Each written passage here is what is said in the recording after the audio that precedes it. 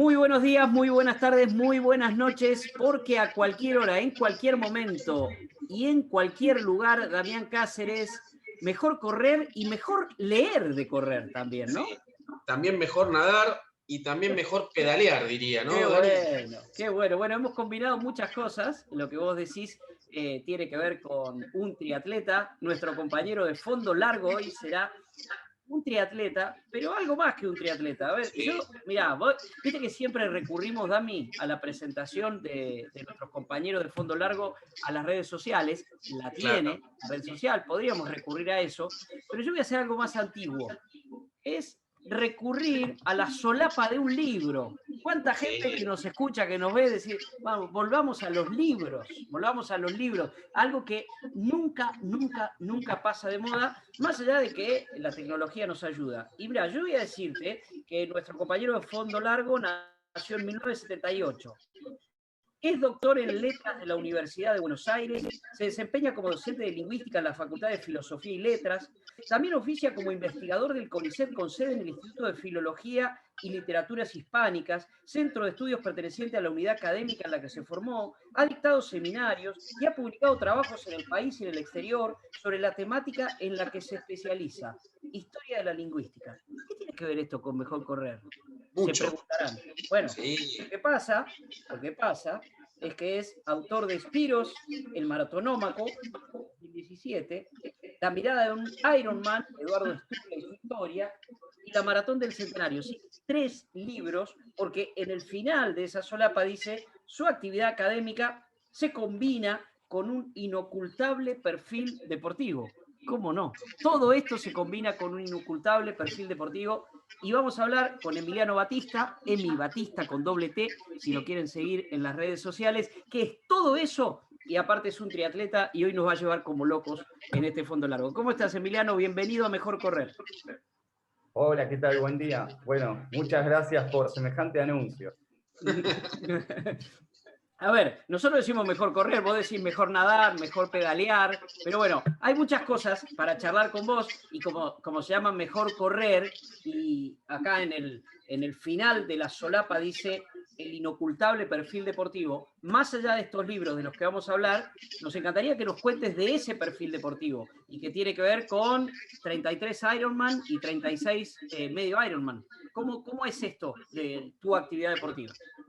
Bueno, mi actividad deportiva empezó desde niño. En realidad, mi deporte de formación es el waterpolo. ¿Mm? mira. Un deporte también bastante menos difundido que el fútbol o la natación en sí misma. ¿Mm? Claro. Eh, pero siempre tuve una fascinación particular por la larga distancia, en cualquiera de las disciplinas. Es decir, siempre me sedujo mucho la idea de realizar grandes esfuerzos y grandes esfuerzos sobre todo de larga duración. Por eso es que ni bien pude, ya entrado a los 18 años, porque en muchas ocasiones no está permitido que los menores de edad compitan en pruebas extensas, ¿sí? Con 18 años empecé a involucrarme en carreras de aguas abiertas, me anoté en algunas medias maratones, con la idea siempre de prepararme para la maratón y específicamente para el Ironman, que es el triatlón de larga distancia, que consiste en nadar 4 kilómetros, pedalear 180 y correr finalmente la maratón, los 42 kilómetros. Emi, ahora, vos arrancaste de chico ya con las distancias largas, ¿no? ¿Y no tuviste un entrenador que te dijo, no, pará, sos chico, sos joven para volcarte a las distancias largas? Viste que suele decirse, y se sabe por los entrenadores y por la gente que más sabe, que lo ideal es distancias cortas para los chicos más jóvenes y cuando ya sos un poco más grande, estás un poco más curtido, sí dedicarte a las distancias largas y sobre todo como es la del Ironman.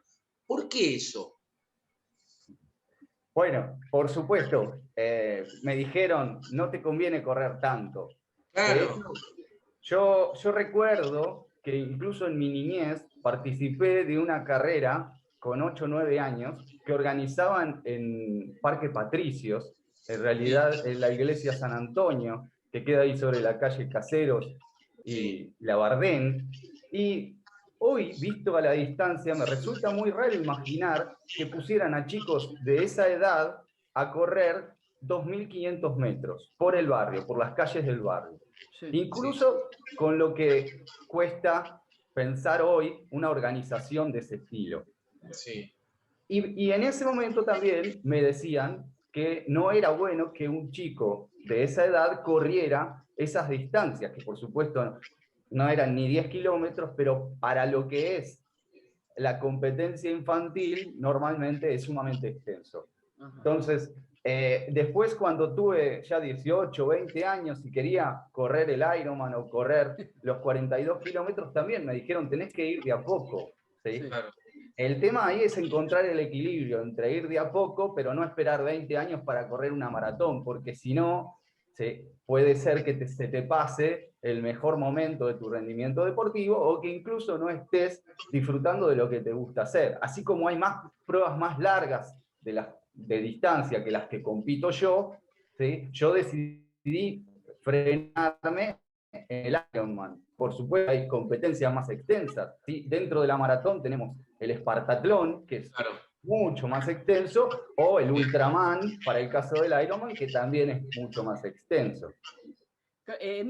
¿Cómo descubriste el Ironman? En la época en que vos eras chico y empezaste a ver sobre eso. ¿Cómo llegaste al Ironman? ¿Viste algo? ¿Lo viste en la tele? ¿Alguien te contó?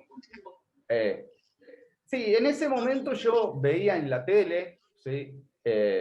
Todos los que hacemos triatlón nos referimos al programa de Pancho Ibáñez, ¿sí? Sí, El deporte y el hombre, en donde él pasaba esas competencias, ¿sí? Normalmente el Ironman de Hawái o alguna carrera en Europa como lo que era en ese momento el triatlón de Niza, que era de larga distancia. Pero yo en ese momento en realidad era bastante chico y no entendía muy bien de qué se trataba. Lo único que podía visualizar era un esfuerzo grande que hacían algunos competidores y que eso después lo comparaba con el día en que mi madre me llevaba a San Juan y Boedo a ver pasar a los corredores de la maratón. Ajá. ¿Sí? Sí. Que no podía entender que vinieran corriendo desde Flores y que antes habían estado por el estadio de River y que después volvían para la zona norte de la capital y no podía entender todo eso. En rigor, yo empiezo a comprender que existe algo que se llama Ironman y que es un triatlón con distancias específicas, recién a eso de los 17, 18 años, y en realidad a través de un guardavidas que trabajaba en la pileta en la que yo jugaba el waterpolo, ¿sí? Al que podemos, bueno, ahora nombrar, ¿sí? Ricardo se llamaba. Sí, sí. Él fue el que me dijo, existe esto, él lo había hecho, y por supuesto hay mucha gente que cuando se entera de las cosas dice, ah, bueno, me gustaría hacerlo, pero después queda todo en la nada. Sin embargo, hoy puedo decir que en ese momento la idea prendió y traté de ponerla en práctica. Ahora, vos recién mencionaste un tema, algo que vos ejercés, sos guardavida también. ¿En qué club jugabas el waterpolo? ¿En qué club te formaste? ¿En qué club te empezaste a chapotear con el agua? Bien, si bien yo vivía en Parque Patricios, mi madre desde entonces me llevaba al Club Ciudad de Buenos Aires, que quedaba en la zona norte de la capital federal. Claro. Es donde jugué, entre otros deportes, en los que tuve experiencias un poco más erráticas para iniciarme, como el básquet, el vóley. Finalmente me afiancé en el waterpolo y ahí jugué 15 años hasta llegar a la primera. Además, a los 20 empecé también a trabajar como guardavidas en ese club, cosa que actualmente sigo haciendo durante las temporadas de verano, y que por ser un lugar que es como mi segunda casa, o casi diría mi primera casa, todavía no puedo dejar, ¿no? Decidí no dejar. Así que los veranos también sigo trabajando en el Club Ciudad, al que voy desde el momento en que nací.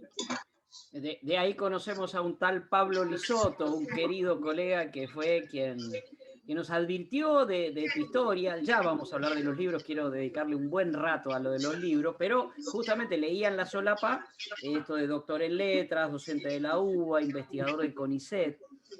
Entrenarse para un Ironman no es sencillo, o sea, requiere mucho tiempo. ¿Cómo combinaste para correr? Esto de 33 por Ironman quiere decir 33 Ironman, ¿verdad? Y 36 half Ironman quiere decir 36 half Ironman, ¿no? ¿Cómo hiciste para estudiar, ejercer y entrenarte y participar para un Ironman? ¿Cómo es que combinás todos esos tiempos? Bien, por supuesto, entrenar para cualquier deporte de manera medianamente seria requiere muchísimo tiempo, muchísimo esfuerzo y requiere dejar montones de cosas de lado. Lo mismo pasa con el estudio. En algún momento, más que en otro, hay que quemarse las pestañas. Y hay que también dejar de lado muchas reuniones sociales, e incluso en algunos momentos hay que seleccionar muy bien los trabajos y hay que hacer una especie de inversión al respecto. Yo, por supuesto que en los 20, 25 años que hago triatlón o pruebas de larga distancia, no pude entrenar siempre de la misma manera. Claro. Fue algo que tuve que ir construyendo con el tiempo, generándome espacios para poder entrenar. Por ejemplo, yo en este momento de mi vida y hace algunos años dispongo de las mañanas de los martes y jueves para pedalear, que es la disciplina que más tiempo demanda. Claro. En otro momento no disponía de esas mañanas para pedalear 2 o 3 horas. Entonces mi rendimiento obviamente era distinto. ¿Y cómo era combinar los finales, 6 materias del CBC, 30 de la carrera, 36 materias normalmente tiene la UBA? Combinar un final de semiótica o semiología, alguna de las materias que vos seguramente habrás dado, con un entrenamiento largo. ¿Te servía el entrenamiento para memorizar algunas cuestiones académicas? ¿Lo utilizabas o era un momento que vos separabas? Por ejemplo, una pedaleada larga. No, por supuesto, yo creo que al igual que así como dicen, vamos a creerles a quienes estudian la mente, los psicólogos, ¿sí? que durante el sueño se acomodan esas ideas, se acomodan esas lecturas, se acomodan esos apuntes que uno fue tomando, esos resúmenes que uno hizo, ¿sí? mientras estudiaba. Lo mismo pasa durante los entrenamientos. Yo creo que muchas veces uno lee, estudia, y en el momento en que sale a correr, su cabeza sigue trabajando, las reflexiones siguen circulando por esos circuitos neuronales, y de alguna manera todo nos lleva a poder fijar esos conocimientos, terminar de asimilarlos, ¿sí? Si quieren, vamos a decirlo de una manera que por ahí no es tan metafórica, hasta se oxigenan esos conocimientos cuando uno está practicando un deporte, ni hablar la natación, aunque incluso sea para dormir mejor, ¿sí? Si volvemos al punto de partida del razonamiento que quise presentar recién. Ajá. Emiliano, estamos charlando con Emiliano Batista, como ya dijimos, doctor en letras, pero triatleta. Mencionaste que martes y jueves son los días que te reservas para pedalear, el pedaleo es lo que lleva mucho más tiempo por las distancias y demás. Acabas de hablar de la natación, pero este programa se llama Mejor Correr, y nos queda la parte de correr justamente. Y algo de especial debe tener, porque los 3 libros que escribiste tienen que ver con el correr. Entonces, a ver, le pregunto al triatleta, le pregunto al hombre del Ironman, que de las 3 partes que componen esa increíble actividad física, ¿cómo definirías el correr para vos? ¿Qué significa el correr para vos? Muy bien. Para mí, correr de las 3 disciplinas es la más atractiva, es la que más me gusta, ¿sí? Es en la que mayor sensación de libertad tengo. Y además es aquella con la que, volviendo específicamente al triatlón, se define la carrera.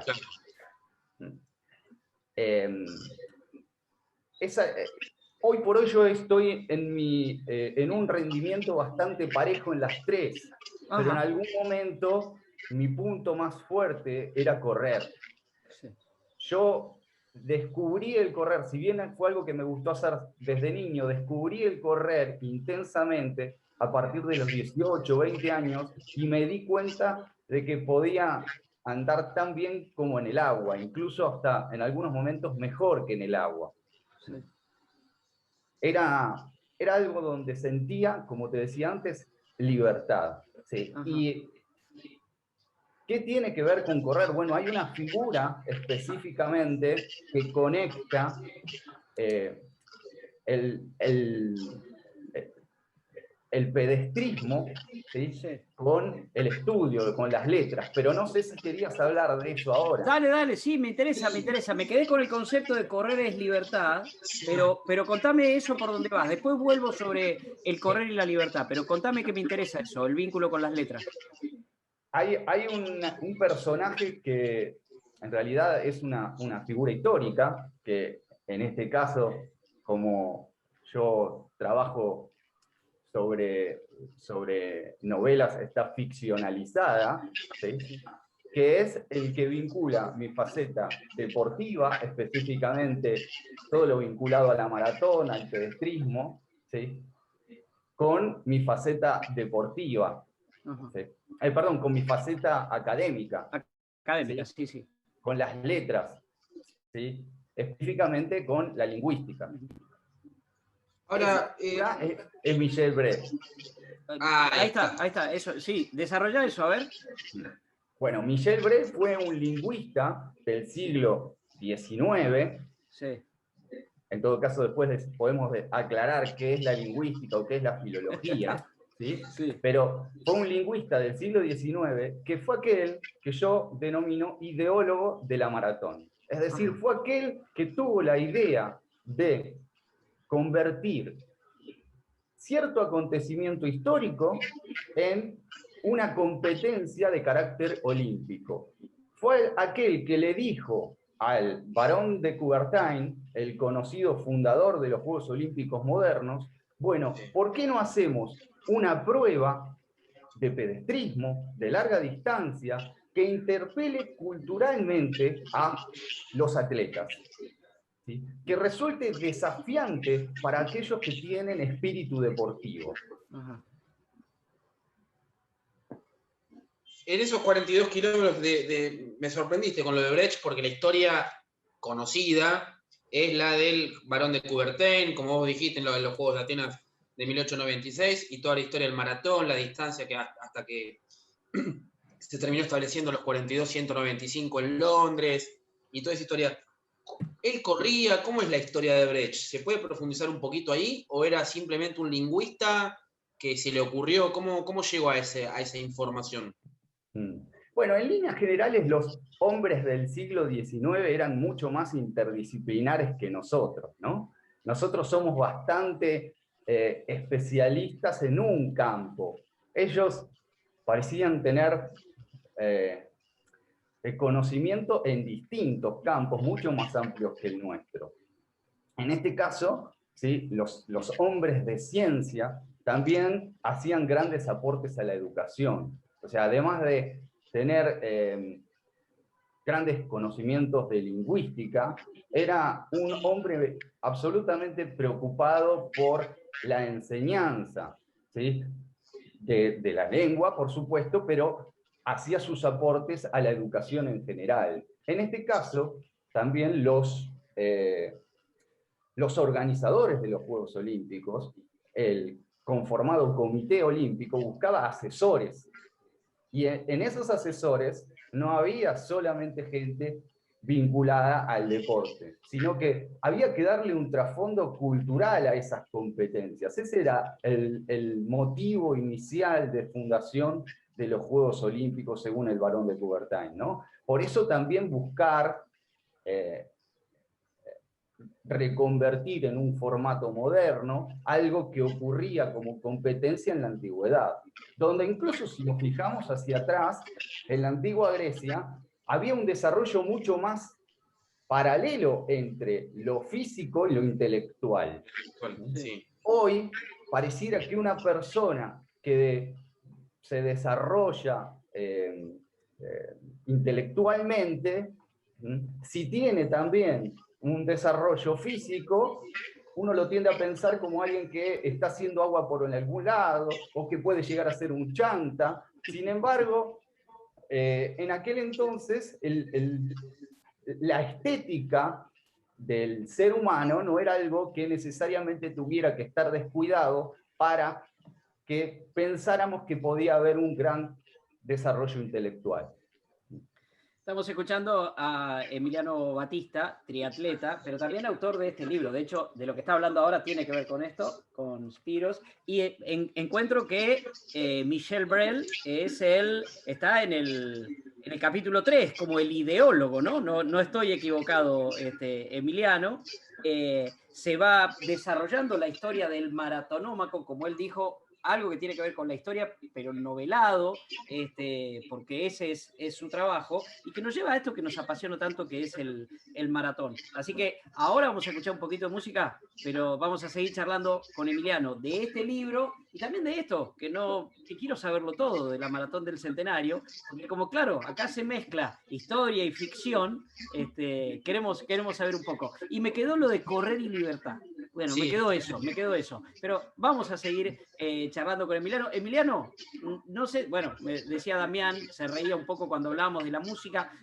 Nosotros aquí en Mejor Correr, en la 947, siempre cortamos un poquito el fondo largo para escuchar algo de música. Puede ser música que te motive para correr, para hacer actividad física, pero bromeaba Damián, dice difícil escuchar música cuando uno está nadando. ¿Cómo usás la música a la hora de la actividad deportiva en algún momento, antes, durante o después?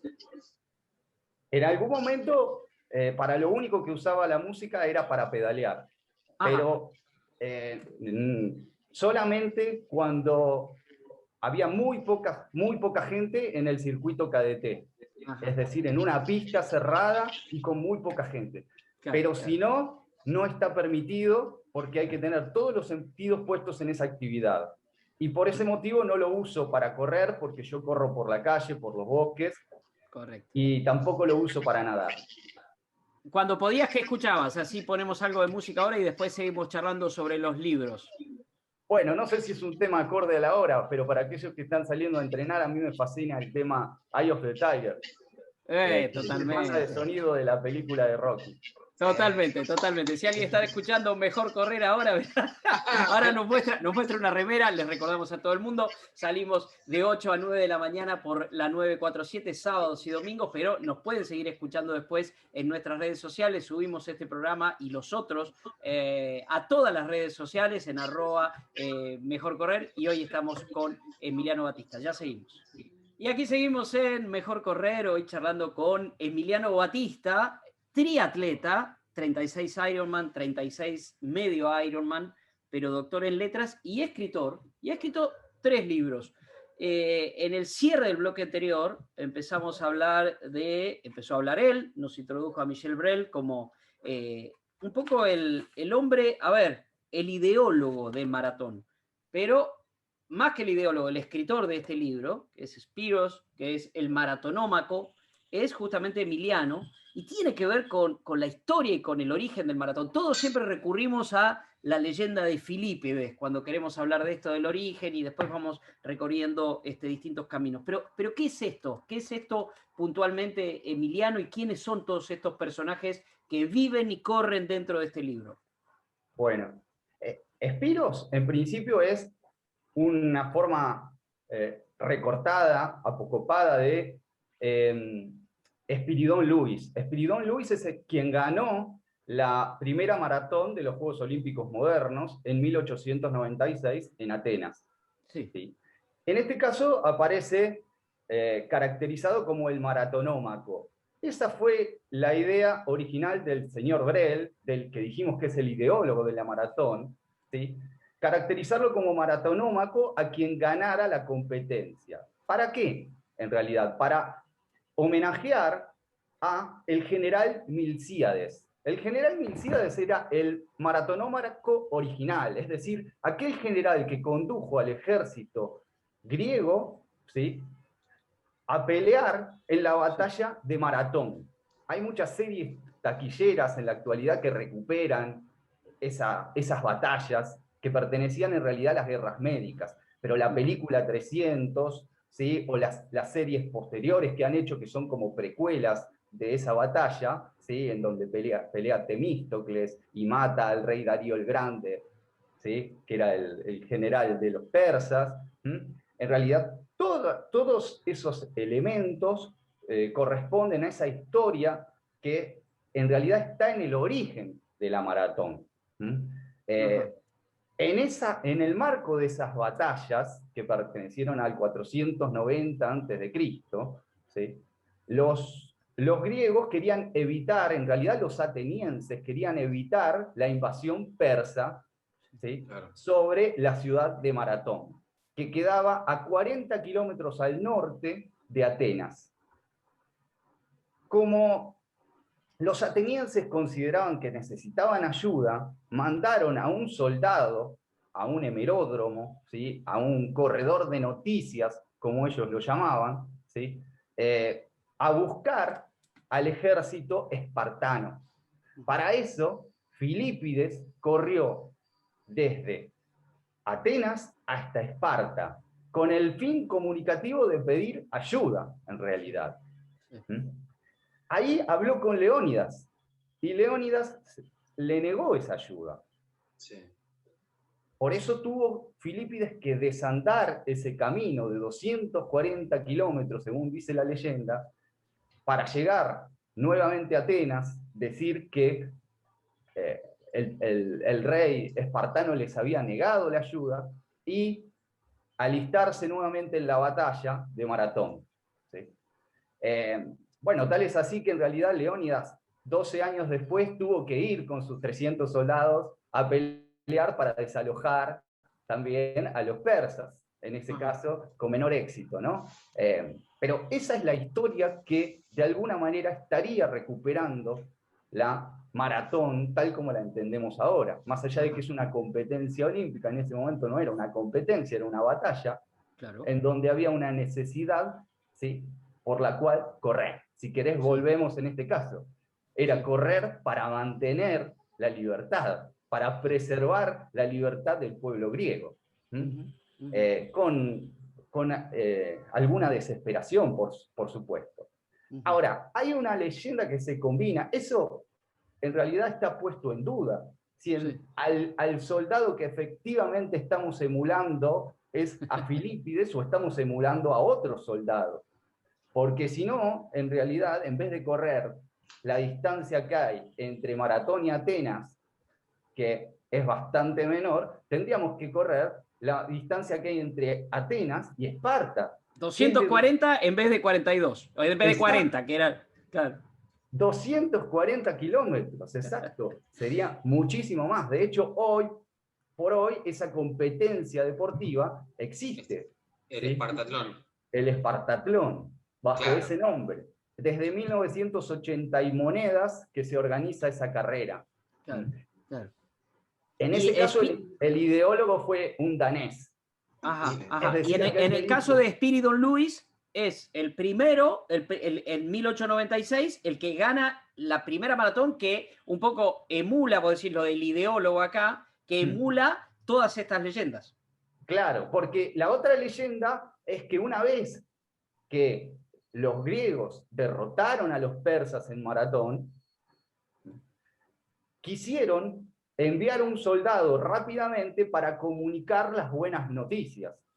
En ese caso, querían que un soldado fuera desde la ciudad de Maratón hasta Atenas para comunicar la victoria. En este caso no era para pedir ayuda, sino para decir, hemos ganado. Y cuenta la leyenda que estaba exhausto de la batalla y que después de haber corrido desde Maratón hasta Atenas, una vez que comunicó la noticia, murió.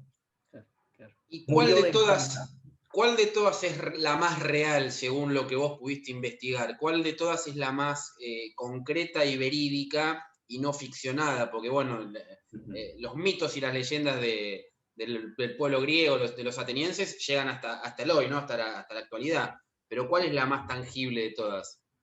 Bueno, no quiero contestar con tecnicismo, pero si vamos a las fuentes, hay fuentes que recuperan tanto una como otras. Es decir, los grandes historiadores de la antigüedad, ¿sí?, como por ejemplo Heródoto, que no eran solamente intelectuales, también explotaban bastante otras habilidades.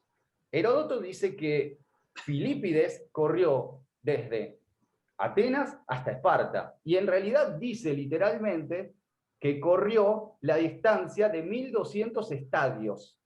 es decir, no lo cuenta en kilómetros. Nosotros tenemos la referencia de las dos ciudades y además tenemos este dato de 1.200 estadios, que estimamos un estadio rondaba por los 200 metros, es decir, los 0,2 kilómetros. Y eso nos da los 240 que hay entre Atenas y Esparta. Claro. Ahora, por otro lado, hay otros historiadores posteriores, como Plutarco, ¿sí?, que refieren que el soldado corrió desde Maratón hasta Atenas. ¿Sí? Y también hay debates al respecto, porque en realidad la distancia entre Maratón y Atenas, ¿sí?, si vamos a trazar una línea recta, es de 34 kilómetros. Pero para eso tendríamos que esquivar una montaña que hay en el medio. Y Claro. eso haría que probablemente gastáramos más energía y demoráramos más tiempo. Sí. Por lo tanto, se supone que hay que esquivar ese monte y de esa manera llegamos a la distancia de 40 kilómetros. La distancia que corrió Spiridón Luis en 1896, que fue de una ciudad a otra, ¿sí?, tal como originalmente se organizaban las maratones, de una ciudad a la otra, ¿sí?, esa distancia fue de 40 kilómetros.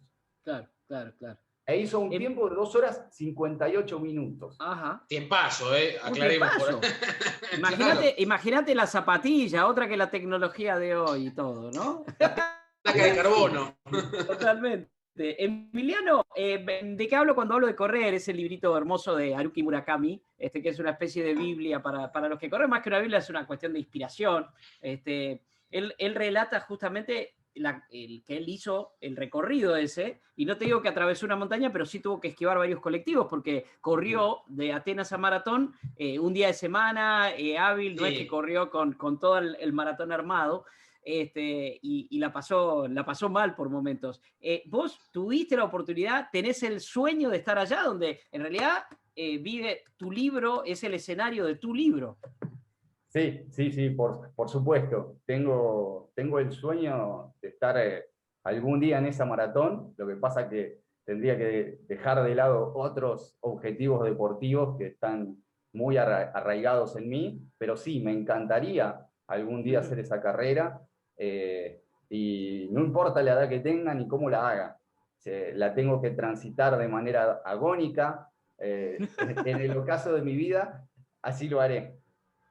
Ahora, Emiliano, en todo esto, ¿no?, de correr y de estudiar, ¿qué otras facetas de tu vida tal vez no se conocen? Porque entrenar son en cantidades industriales, y estudiar y ejercer la profesión tuya también requiere mucho tiempo y dedicación. ¿Qué otras cosas haces aparte de ser filólogo, lingüista y triatleta? Y guardavida, perdón. Y bueno, cada tanto voy a tomar una cerveza. Muy bien, muy bien. También se corre para eso, en definitiva, Emiliano. Exactamente. Con respecto a tu pregunta, yo estoy bastante abocado a esas tareas. Cuando a uno lo apasiona algo, no importa el tiempo que le dedique, ¿sí?, y no lo siente como una carga. Ahora, por supuesto, tengo que ir combinando mis esfuerzos y mis tiempos. Por ejemplo, el último libro pude escribirlo gracias a la situación de cuarentena, en donde nuestra actividad física y laboral estuvo parcialmente suspendida. Gracias a eso pude disponer del tiempo para sentarme a escribir sobre algunas investigaciones que había hecho anteriormente. Porque, si querés, en este caso te digo, para reconstruir muchas de las cosas que aparecen noveladas en la Maratón del Centenario, ¿sí?, que refiere a la primera maratón que se hizo en Buenos Aires en 1910, tuve que ir al archivo del diario La Nación, tuve que ir al archivo del diario La Prensa y nutrirme de algunos datos que fui recabando. Ahora, eso es algo que yo habitualmente hago por mi trabajo también.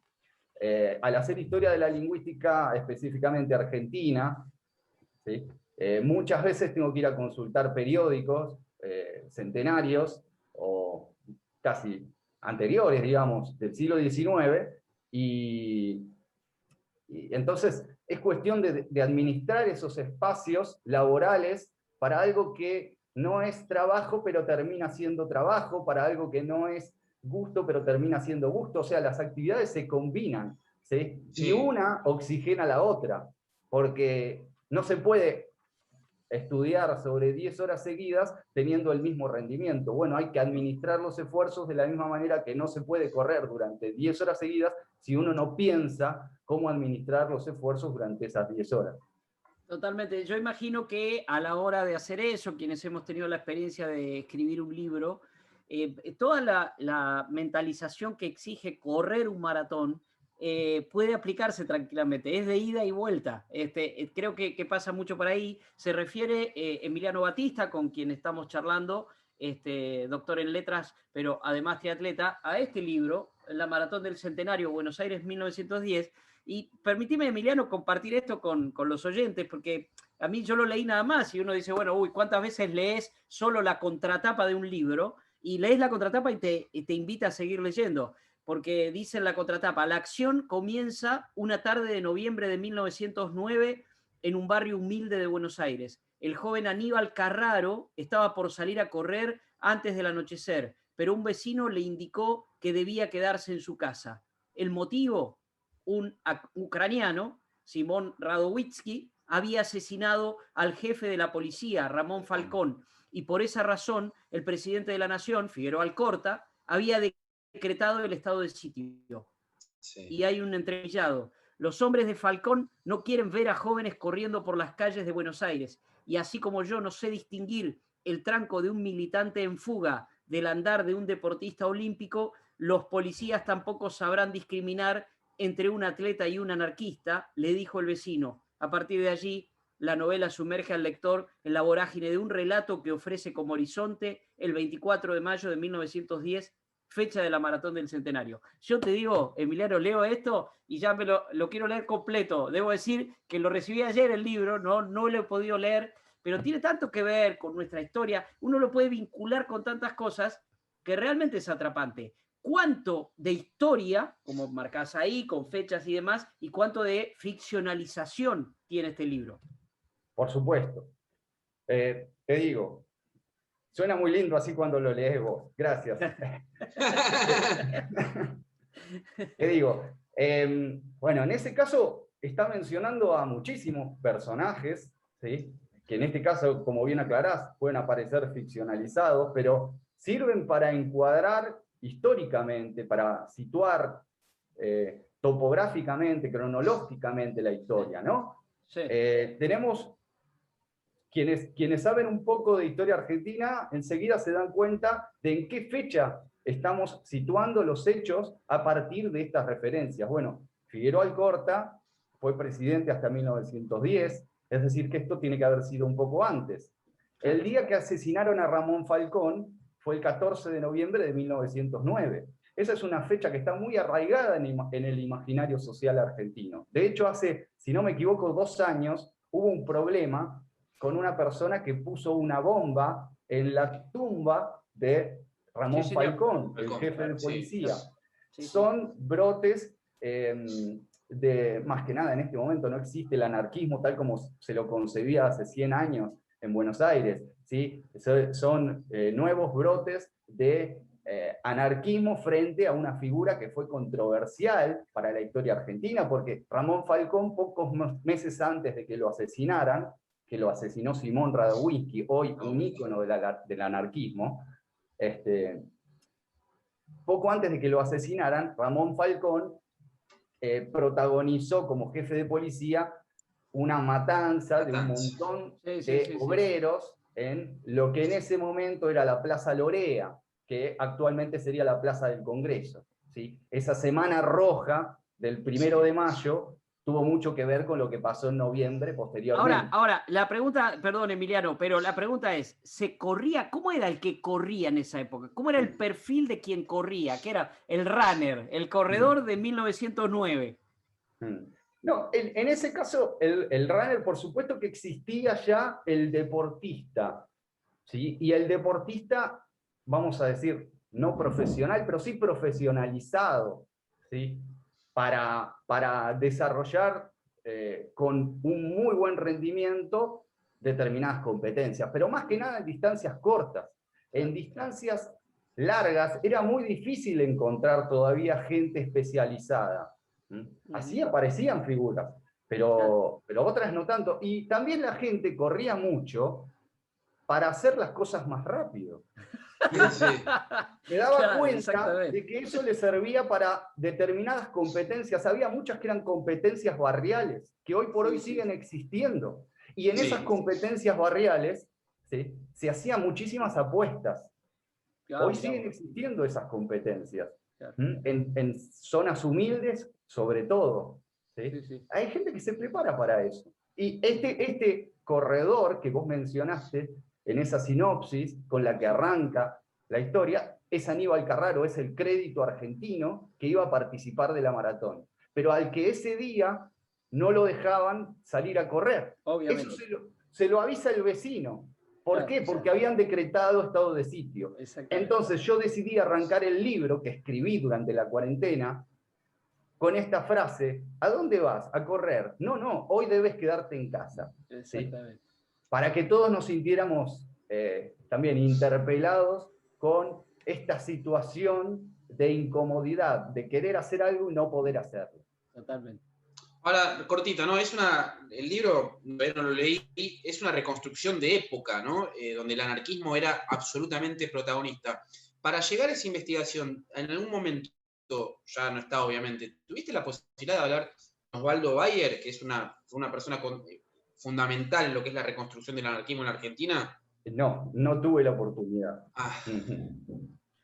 O sea que me resulta, a ver, es increíble porque el presidente era Figueroa Alcorta, había decretado el estado de sitio, estamos hablando de 1909, en 1896 fue el primer maratón, ¿no? O sea, digo, estaba ahí, estaba todo cercano, pero ¿en qué me quedo? Hoy, hace muy poco, muchísimos años después, no se pudo salir a correr por la avenida Figueroa Alcorta porque una pandemia nos obligó a estar encerrados en cuarentena. Mirá lo que es la historia, ¿no? De algún modo. No salgas, no se puede salir a correr, pero en este caso por una cuarentena. Emiliano, para ir cerrando, es una charla para seguir. Obviamente con Damián somos apasionados no solo de correr, sino también de los libros, así que vos juntás dos cosas realmente importantes. No solo tenés Espiros, el maratonómaco, la maratón del Bicentenario, sino también tenés algo que tiene mucho que ver con el Ironman, que es La mirada de un Ironman, Eduardo Sturla y su historia. Estos 3 libros de Editorial Duncan, donde si alguien que nos escucha lo quiere comprar, ¿cómo puede hacer para comprarlo? ¿Cómo puede hacer para llegar a ellos? Trataremos nosotros de aportar de algún modo y hacer sorteos, lo que sea, comprándote libros, pero ¿cómo tienen que hacer para comprarlo? Bueno, los libros están en las grandes librerías disponibles, ¿sí? No sé si puedo mencionarlas, pero sí, claro. El Ateneo, Jenny, Cúspide. Bien, en todas, las grandes están, perfecto. También lo he visto en Antígona, sí, están en todas. Por supuesto, también lo pueden conseguir en la editorial específicamente, que es la editorial Duncan, ¿sí? En Ayacucho y Corrientes. Y si no, bueno, hay links de Mercado Libre, en donde los pueden comprar también, por Amazon, para los que están fuera del país. Se puede conseguir de muchas maneras. Incluso hasta he visto que también en Mercado Libre ya está usado. Perfecto. No sé si porque no le gustó o porque necesitan unos pesos, pero también está. Todo sirve. Emiliano, ha sido un placer. Nosotros siempre cerramos el programa con Damián con el nombre del programa, pero a ver, no me quiero meter con los triatletas, pero yo tengo un entrenador que dice, a ver, atletismo es correr, no es esto de tirar las cosas lejos o saltar por ahí, y nosotros decimos, está bueno nadar y está bueno pedalear, pero Damián, mejor correr, ¿no? Siempre. Emiliano, muchas gracias. Damián, un placer, y como siempre nos escuchan en el 94.7 y nuestras redes sociales, y como siempre decimos, mejor correr. Chao.